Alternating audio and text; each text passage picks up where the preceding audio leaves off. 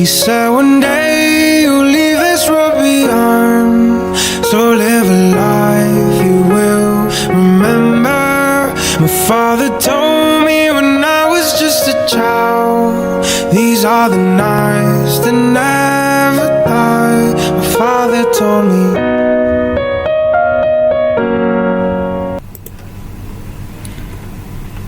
Assalamualaikum warahmatullahi wabarakatuh. Mohon izin memperkenalkan diri, nama saya Fitradi Geraldo Ardino Pratama Putra, ahli Media Teknik. Saya berasal dari Mojokerto, Jawa Timur, dan saya sekarang penempatan di Badan Pengembangan Sumber Daya Manusia Perhubungan di Politeknik Pelayaran Sorong, dan saya dari angkatan 47 kelompok 3. Di sini saya akan mempresentasikan analisis dan identifikasi isu yang sesuai dengan 4 pilar digital. Baiklah, ini adalah 3 pokok isu yang saya ambil di unit kerja saya. Yang pertama adalah belum optimalnya pelayanan pembuatan surat aktif kuliah taruna di Politeknik Pelayaran Sorong. Kemudian yang kedua adalah kurang optimalnya penyimpanan arsip, dokumen, dan laporan yang telah disusun di bagian administrasi akademik. Kemudian yang ketiga, belum adanya sistem informasi basis data atau database calon peserta diklat sebagai bahan mentoring, monitoring, evaluasi, dan laporan kinerja di bagian akademik.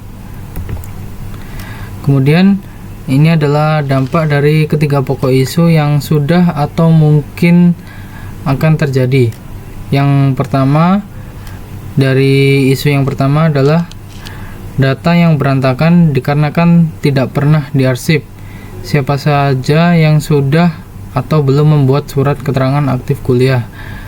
Kemudian yang kedua, penyimpanan di ruangan kantor penuh dikarenakan masih disimpan di map dan rak di kantor. Kemudian yang isu ketiga adalah bagian administrasi akademik masih menggunakan cara manual untuk monitoring, evaluasi, dan laporan kinerja. Berikut ini adalah salah satu metode yang menguji kelayakan suatu isu untuk dicarikan solusi dalam aktualisasi.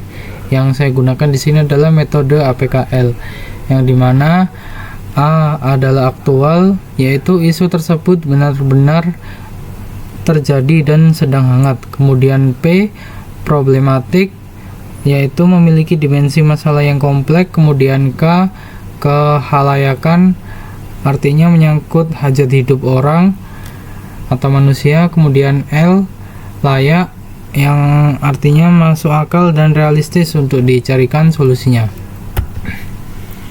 Kemudian berikut adalah bobot nilai untuk penilaian APKL di tiap-tiap isu.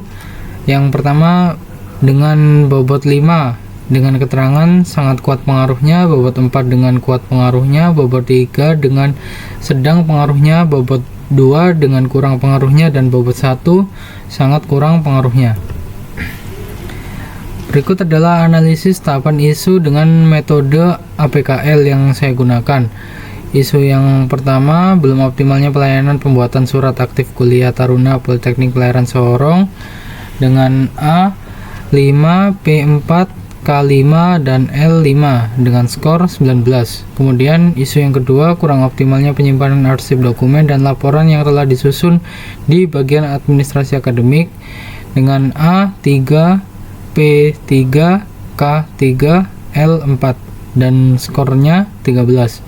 Kemudian untuk isu yang ketiga adalah belum adanya sistem informasi basis data atau database calon peserta diklat sebagai bahan monitoring, evaluasi, dan laporan kinerja di bagian akademik dengan skor A3, P3, K5, dan L5 dan total skornya 16. Dan di sini dari ketiga isu yang ada di bagian administrasi akademik di Politeknik Pelayaran Sorong yang saya ambil, yaitu isu pertama yang memperoleh skor paling tinggi, yaitu belum optimalnya pelayanan pembuatan surat aktif kuliah taruna di Politeknik Pelayaran Sorong. Kemudian ini sama dengan tadi bobot-bobot penilaiannya. Nah, kemudian ini adalah metode Fishbone, di mana yang isu yang saya ambil yaitu belum optimalnya pelayanan pembuatan surat aktif kuliah taruna di Politeknik Pelayaran Sorong dengan atau manusianya, yaitu kurangnya inovasi staf di bagian administrasi akademik dalam hal digitalisasi pelayanan taruna. Kemudian di mesin belum adanya sistem manajemen digital dan pengarsipan untuk pembuatan surat keterangan aktif kuliah taruna. Kemudian di material yaitu kurangnya pemahaman terkait digitalisasi teknologi pengelolaan dan penyimpanan data seperti Google Form dan Google Drive. Kemudian di metodenya yaitu pembuatan surat aktif kuliah taruna masih dilakukan secara manual, yaitu dengan taruna datang langsung ke bagian administrasi akademik. Selanjutnya adalah gagasan kreatif yang sesuai dengan 4 pilar digital.